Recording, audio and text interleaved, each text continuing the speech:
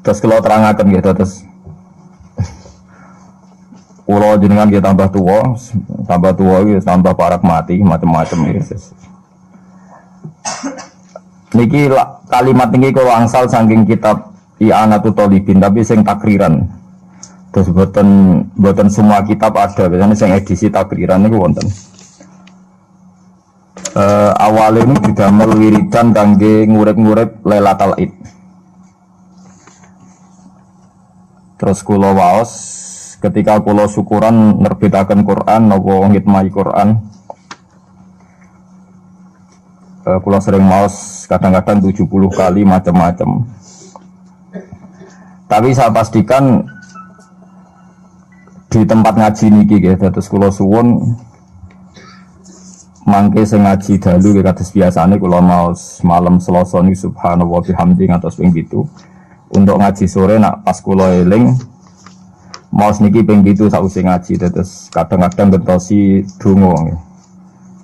Nggih kadang-kadang gentosi napa donga. Kula badhe matur teng jenengan, kula niku takorup sanget kalian kalimat-kalimat sing disusun kalian Rasulullah sallallahu alaihi wasallam. Terus ngeten maknane mizan niki. Mizan itu wonten kalih, timbangan ada kalih. Timbangan pembanding. Jadi misalnya saya punya amal buruk banyak. Ya, amal buruk banyak, terus ada amal baik banyak. Sebetulnya amal buruk itu mudah sekali talasat. Talasat itu hilang, nggak dinilai sama Allah. Karena kebetulan buruk itu nggak ada. Ini ilmu kelas hakikat di rumah balik. Rumah nggak ada salah paham gitu. Amal buruk itu banyak yang nggak ada. Amal baik itu ada tanpa kita mengamalkan. Di rumah sekali sampean salah paham bahaya. Misalnya begini. Sama saya beri contoh. Ada orang mengatakan Isa itu Tuhan. Hakikat Isa Tuhan itu ada enggak? Enggak ada kan? Batu Tuhan juga enggak ada. Terus kita dalam hidup misalnya bergantung uang, bergantung fasilitas duniawi. Sebetulnya hakikat makan makanan, minuman bisa menopang kehidupan kita ya udah ada juga. Karena makanan itu ya makhluk yang fana. Ilmu yang diciptakan manusia itu ya makhluk yang sama-sama fana. Yang hakikat ada yang tidak mungkin hilang abadal abad selamanya lama, meskipun nanti setelah akhirat selesai pun itu hanya la ilaha illallah, bahwa yang berperan, yang aktif, yang al-fa'ilul mukhtar, pelaku sejarah, pelaku apa saja hanya Allah Subhanahu wa ta'ala. Sehingga kenapa ini kelirunya orang Khawarij? Sehingga kenapa orang yang dalam hidupnya pernah meyakini la ilaha illallah secara ikhlas dan benar. Saya ulang lagi. Satu kali pun orang dalam hidup pernah meyakini la ilaha illallah secara ikhlas dan benar. Itu mbok atusan tahun ning gone neraka, tetap nanti itu masuk surga. Mergo kebatilan yang ia lakukan itu dianggap tidak ada. Kenapa dianggap tidak ada? Memang hakikat kebatilan itu tidak ada. Yang ada adalah la ilaha illallah. Itu enak nglakoni barang batil. Barang batil itu tidak ada. Makanya disebut dalam Quran qul ja'al haqqu wa ma yubdi'ul batilu wa ma yu'id. Yang ada di dunia dan akhirat itu hanya barang hak. Yaitu Allah itu wujud, Allah itu pemeran utama, Allah itu segala-galanya. Lainnya itu barang batil. Barang batil itu barang yang enggak ada tapi oleh manusia yang salah dianggap apa? Ada. Nah, sehingga barang batil ini sekali Allah menghendaki kalimat la ilaha illallah itu sampean baca secara ikhlas. Itu barang-barang batil yang pernah kita lakukan itu otomatis hilang. Tanpa dihilangkan pun barang itu tidak pernah ada. Itu disebut barang apa? Disebut barang apa? Batil. Makanya di sebagian ayat disebut dalnaq dhifu bil haqqi 'alal batili fayadmahuhu fa idza huwa zahid. Niki ilmu kelas tinggi.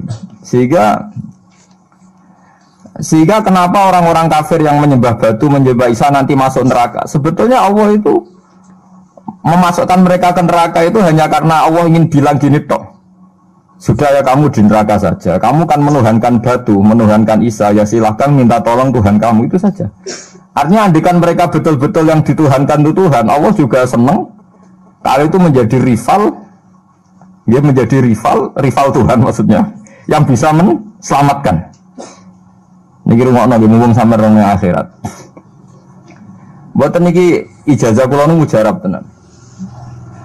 Kata Imam Ghazali kula nu jeling tenan. Kenapa Imam Ghazali disebut Hujatul Islam? Sama nak kepen syukur ku gampang. Duit ra duwe, utang wakeh, jatuh tempo, bojo wani, anak kecewa di bapak kowe, terus mentek ngamek durip. Niku jare Imam Ghazali kena sekarang ana nikmat moro kuburan.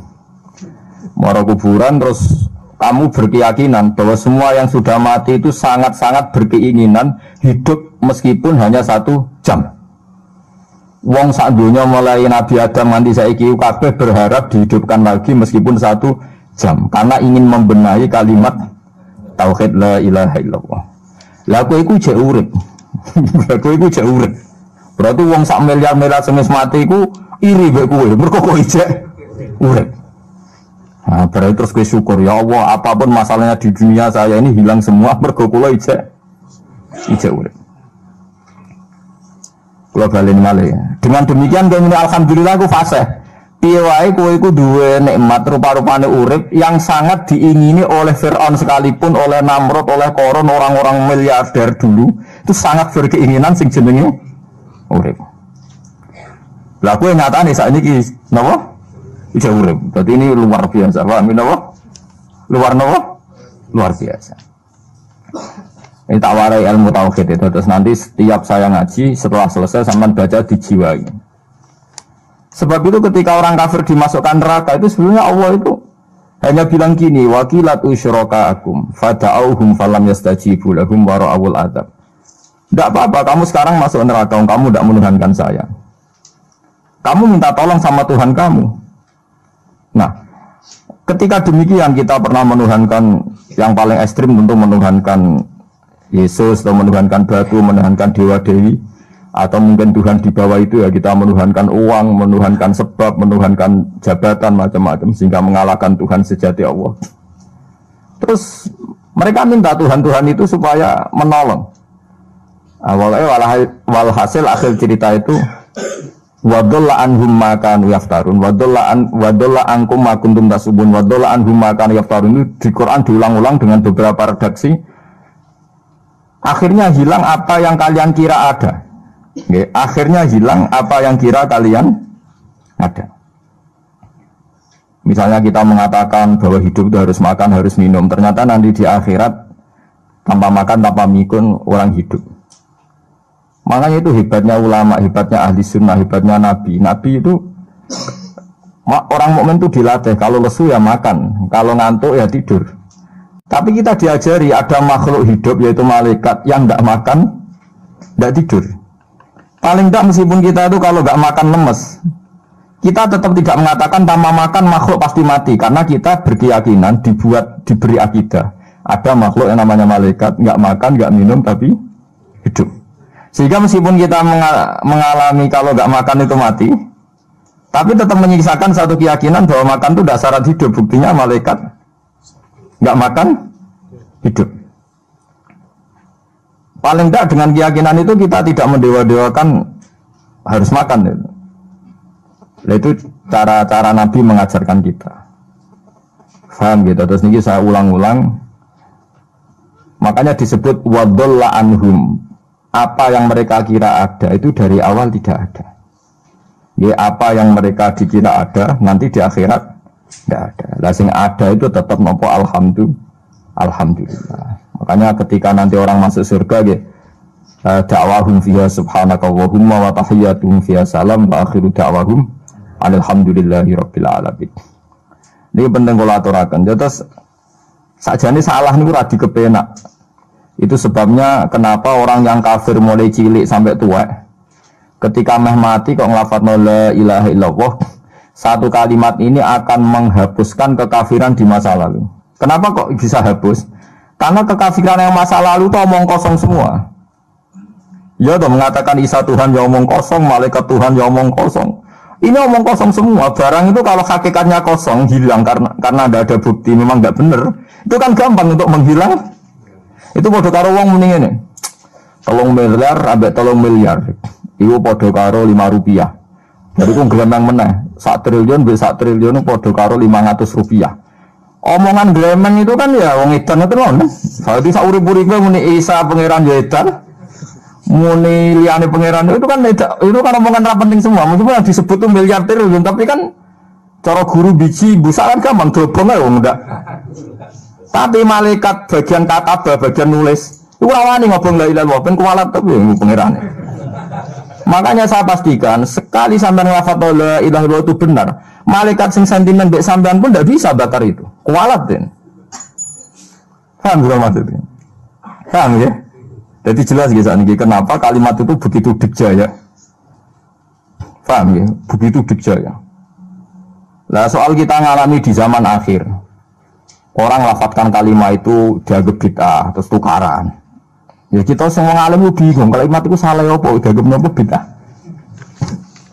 Wong kalimat disifati thayyibah sing lafadzno dihukumi nglakoni bid'ah. Lah sing diarani bid'ah ya ora trimo pisan, malah gawe hadis palsu. Fadilail wiridani malah palsu hadis. Sajane cara padha warase ngoten ora perlu debat bulet ngoten. Padha warase lannya kono nganggo kapasitas ulama, kita pakai kapasitas apa? Ulama, terus kita diskusi baik-baik. Di kula baleni malih nggih, kenapa kalimat thayyibah disebut kalimat baqiyah? Dalam istilah Quran wal baqiyatus sholihat. Baqiyah itu sesuatu sing abadi. As-sholihat itu sing layak, sing apik, sing selalu duwe eksistensi. Soleh maknane layak. Layak iku mergo wujud. Ya kalau baleni malah tak wari filsafat ilmu hakikat. Sing darani layak ku sitok mergo wujud. Nak barang ora wujud itu jenenge dilafatno tapi mboten layak. Jadi barang ono sing dilafatno tapi ora layak, ono sing ora usah dilafatno tapi wis layak disebut sholihat. Saleh maknane apa? Layak atau punya eksistensi. Misalnya begini ya, kalau tak warai ya, ben sampean nang lafatno la ilaha illallah itu benar. Ketika manusia itu menganggap yasumu maknanya menganggap itu sesuatu tidak ada tapi dianggap nopo ada, itu jenenge menganggap. Ketika manusia itu menganggap bahwa tidur itu penting, kalau orang tidak tidur itu maka dia akan lemah, kalau orang tidak makan itu dia akan mati. Sebetulnya semua ilmunya manusia itu menganggap, karena diulang-ulang oleh satu kejadian, kalau nak gak mangan itu lesu, nak gak turu itu lemes, terus dia menganggap kalau gak tidur itu orang mati, kalau gak makan itu orang mati. Itu ilmu yang dikatakan oleh para ahli hakikat hanya menganggap itu sah, karena anggapan manusia salah itu sah, keliru ya sah, benar ya sah, tapi ya hanya anggapan. Tapi dalam ilmunya Allah Ta'ala sing abadi, kehidupan itu tidak bersyarat makhluk itu harus makan, dan Allah bisa membuktikan itu lewat Allah menciptakan apa? Malaikat. Nah sehingga semua ilmu selain ilmu hakikat itu dalam bahasa ilmu hakikat disebut kita menganggap, kita merasa tahu. Bukan saya tahu, tapi saya merasa tahu. Nah, liyane kalimat la ilaha illallah itu semuanya begitu. Kita merasa tahu bahwa kira-kira begini, kita melihatnya begini. Tapi sing hakikat, sing gak bisa dibatalkan bahkan oleh malaikat sekalipun, niku namun kalimat la ilaha illallah. Nanti disebut kalimatu haqqin 'alaiha nahya wa 'alaiha namut wa 'alaiha nub'atsu insyaallah taala minal amin. Karena yang dikatakan hidup itu roh. Roh itu tidak butuh makan. Ketika jasad itu mati, hancur, itu rohnya kan masih hidup. Dia pindah di alam ulya sana. Roh itu hayat itu dari kata roh. Roh itu maknanya hidup, hayat maknanya hidup. Roh dan hayat ini satu sistem yang kita tidak tahu, yang tahu hanya Allah. Ini tidak butuh makan. Sing butuh makan, butuh utang, butuh bodoh ini itu jasad. Paham ya? Roh rata utang, rata gadeknya BPKB, paham ya? Tidak melo-melo dia. Makanya ketika jasad kakean pola itu roh nyesal. Kok ngatasnamakan saya demi hidup sampai di ruang utang-utang wong, di ruang uri bulat. Toh saya bisa hidup tanpa hutang. Lah itu manusia itu aneh. Makanya disebut alam rohaniin itu sudah Nah ketika kita mati itu kan yang mati itu jasad. Jasad itu mati, rohnya sowan Allah. Tapi kita secara bodoh mengatakan kita mati. Yang mati itu siapa? Hanya jasad kita, roh kita tidak mati. Yang sowan Allah itu roh kita. Tapi kita bilang kita mati. Ya berarti kita bilang kita mati, ya kita mati. Menurut bahasa manusia kalau kita sudah tidak ambekan, tidak makan, tidak minum, disebut kita mati. Tapi alhamdulillah kita ini mukmin, meskipun bahasakan kita mati terus bahasano mungkin-mungkin disepunten pangeran niki ruhe nembe sowan mungkin diwelas. Intinya dene ramuni mati. Paham ya? Makanya malaikat ngomong anak pidatone kiai sing lepas jenazah yo bingung. Perkarane dilepas niki pun mati, mboten saged napa-napa, ra iso sepuro jenengan, ra iso salat, monggo kita salat. Iki sedongakno sakniki ruhe sowan pangeran mungkin-mungkin selamat. Jare mati, jare sowan. Sowan kan artinya mlaku-mlaku sowan kan. Nah, tapi misalnya gue bahasana nganggo ilmu sing ekstrim kados kula, nganggo ilmu kelas berat kan malah diguyungake bahwa jasad ini mati, ini tidak penting karena jasad rohnya masih hidup. Maka kita tidak perlu nyolati mayit karena tidak pernah ada mayit karena rohnya masih hidup. Kan jaga edan bareng kan. Makanya sebaiknya orang ilmu hakikat itu tidak perlu jadi kiai, semoga kayak kula jadi ulama tapi rasa jadi nopo. Ya, jadi kiai sampai anak semua paham detail-detailnya alam roh sampai alam nopo. Alam nopo jasad. Nah, itu keliru itu penting karena kalau tidak keliru itu tadi. Paham sih kalau maksudnya. Nah, itu disebut. Nah, kalau sama tanya, lalu roh itu di mana Gus? Ya nggak ada jawabannya. Wong Rasulullah saja yang orang paling pinter di dunia, orang paling tahu wa yasalunaka anir ruh kulir ruhu min amri rabbi. Roh itu urusannya pangeran. Makanya kalau sekarang sampean pertanyaannya gini. Waktu balik guyonane Siti Jenar. Siti Jenar itu ya ono pinter, ya ngawur tapi ono pinter. Dene iku ora tau salat. Sing sholat ruhe jare. Dadi ora tau sujud, sing sujud jare ruhe. Yen darane wali songo iki goblok. Wali songo iki gobloke ra karuan jare Siti Jenar. Wong kon sholat, bathuke nganti ngecap jare Siti Jenar. Lah nek sing ngecap bathuke sampean fisik iku hancur, pas ketemu Allah seksine opo? Jare Siti Jenar ke janut ketemu pintu. Kok jasad kita ini hancur. Misalnya kayak ngandalo bathuk ngecap jasad ini kan hancur. Sungguh sowan pangeran rohem. Roh iku kon sujud ae ora usah awam. Nah, akhirnya nak wae salat terus menengah jare salat. Sing ada teng pintu-pintu. Nah, semua syariat terangno ora iso. Rata-rata kiai syariat kan ra pinter hakikat. Mau ngamuk ngono to murtad. Nah, ngamuk. Hasil syariat kan ngamuk. Ngamuk ono seresan rano ngamuk. Ya akhirnya gak sambung kan. Akhirnya gak sambung. Tapi saya pastikan ajaran Kak Siti Jenar itu sesat. Sesatnya adalah wali-wali yang alim, termasuk wali songo yang alim itu bilang begini. Ketika bathuk kita dikokon sujud ning pangeran, kita sujud itu sebetulnya bukti bahwa fisik kita itu tunduk sama perintah roh. Karena roh kita sujud, roh ini menyuruh fisik kita juga ikut sujud. Jangan jadikan fisik ini rivalnya roh. Itu kita gobloknya Siti Jenar. Kalau roh kamu sujud, fisik kamu tidak sujud, namanya rivalitas. Berarti kowe di jisim, di wadak sing ra nurut roh. Berarti rivalitas. Lalu jasad kamu itu sing mimpin sapa kok gak nurut tuh. Lah ini mulane sing rodok-rodok Siti Jenar tobat mulai detik ini Pak. Karena ya buatan tak jak mikir sama paham ya. Jadi ini permainan ilmu kelas tinggi paham ya. Kayaknya gak tahu mikir toh. Lah diwarai kok ben kok alhamdulillah aku fase. Paham ya? Paham ya? Makanya andekan malaikat itu kok sujud ning Nabi Adam ketika Allah nyuruh, "Hei para malaikat, saya menciptakan manusia namanya Adam. Setelah jadi maka kamu sujudlah." Itu malaikat sujud. Sujudnya malaikat bukan karena nganggap Nabi Adam itu Tuhan atau makhluk yang istimewa, enggak, karena perintah Allah disuruh sujud. Malaikat enggak perlu tanya maknanya sujud ke Adam itu apa, enggak perlu, pokoknya karena Allah nyuruh ya sujud. Paham ya? Setan pakai rasional, ngapain sujud Adam? Yang sebodoh-bodoh makhluk.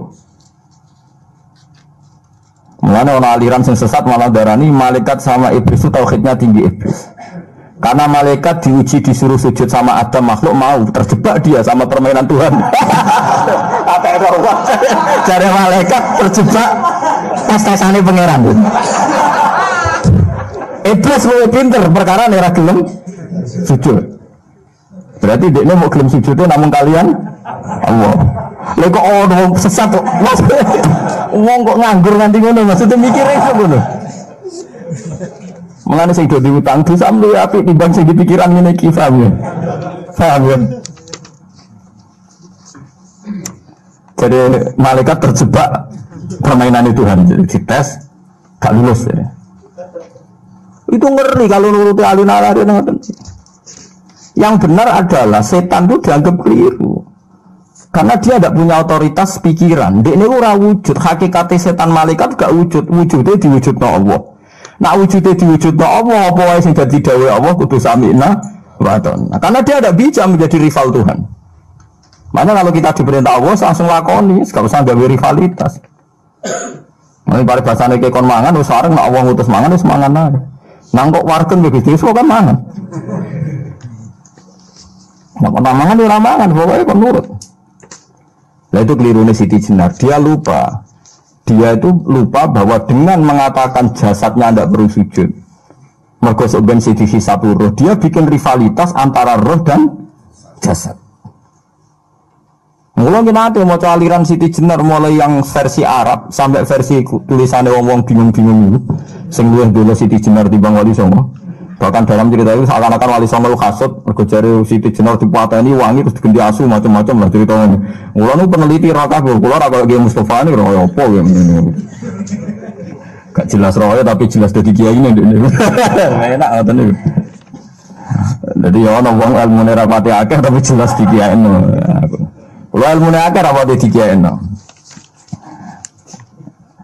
Jadi kekeliruan ini mergo ngoten niku memang ilmu hakikat itu jelimet. Tapi sampean harus saya latih. Oke, sampean ngaji ngene yo suwi tuwa supaya kenal sithik-sithik. Lah nanti makanya nanti menghilangkan barang batil itu mudah sekali. Karena barang batil itu hakikatnya enggak ada.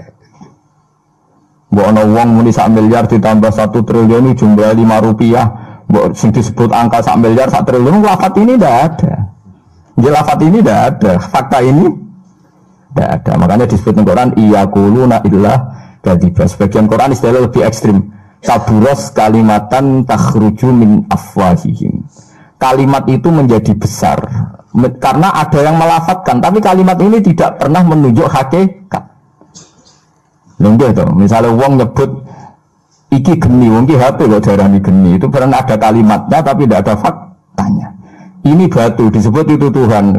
Yang benar itu batu, disebut Tuhan itu kan kalimat sing ada kalimatnya tapi tidak ada faktanya. Paham ya? Ini disebut kaburos kalimatan sing takhruju min afwahim. Terus iyaquluna illa kadzibah. Mereka hanya ngomong secara dusta. Sebetulnya kalau barang hakikat itu tidak usah diomongkan, itu di kalimatu haqqin 'alaiha nahya wa 'alaiha namut wa 'alaiha nuqafi insyaallah taala minal amin. Tapi kalau kalimatul batil kalau nggak diomongkan nggak ada yang ngomong, karena harus diomongkan. Itu pun nggak menunjuk apa, nggak menunjuk apa hakikat. Lah semua manusia itu ngomongnya itu rodok-rodok ala zamihim sesuai klaimnya. Malah omongannya sampean bingung nama malaikat. Saya jamin, gue sampean kenal malaikat atau sekolah nu malaikat sambat tenan gue omongannya sampean. Kondak gimana coba? Kita bilang saya ini kaya, baru punya uang banyak kaya. Malaikat sing nyekseni kekayaan Allah janggal kiri kok muni sugih. Terus kowe muni saya ini orang kuat karena saya presiden Amerika, saya presiden Indonesia orang kuat. Kita pun sebagai kiai bilang Jokowi itu orang kuat, presiden itu orang kuat. Malaikat sing roh langit bumi, sing roh Allah, dijayani Allah, pemene malaikat Israel. Memang kalau sak boleh bahasa kuat tuh. Semuanya tak protes ber, bisa muni kuat itu kuat apa nih? Jadi bahasa manusia itu membingungkan semua. Coba Anda jadi malaikat Israel, terus orang petita-petita muni kuat. Kuat temen di tak pites setiap saat itu.